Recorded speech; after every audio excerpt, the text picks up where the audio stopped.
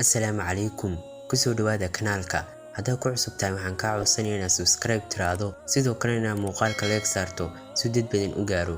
Halkan kaga bogo xikmado qaali ah oo anfacaya qof walba oo ku dhaqma. Waqtigu waxa uu go'aamiyaa qofka aad la kulmayso nolosha. Qalbigaagu waxa uu go'aamiyaa qofka aad rabto nolosha. Laakiin dabeecadahaaga iyo dhaqankaagu waxay go'aamiyaan qofka kula joogaya noloshaada. U shaqee sidii in baahidaada oo dhan aysan lacag kaliya ahayn. U noolow si aan xad dhaaf lahayn. U soco si aan kibir lahayn. U jeclow si aan shuruud ku xirnayn.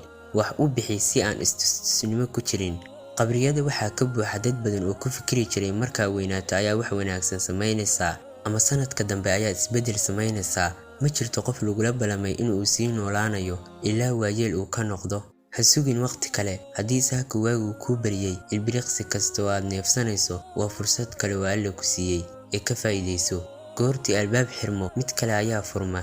Laakiin waxaan inta badan sii eegnaa weliba si shalayto ah albaabkii xirmay, iyadoo aan arki weyno kan inoo furmay. Ha ku raacin muuqaal, way ku qaldi karaan. Ha ku raacin dhaqaale, wuu dhammaan karaa.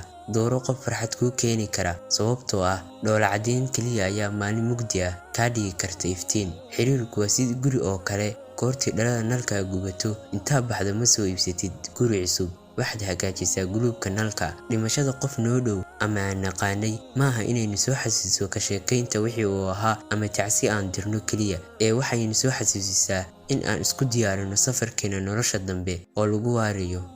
Haddaba intaas ayuu ku egyahay muuqaalkeena. Muuqaalkiisa xigeentaa ku kulmi doon waxaan igaga tegayaa sidaas iyo wassalaamu calaykum waraxmatullaahi tacaala wabarakaatuh.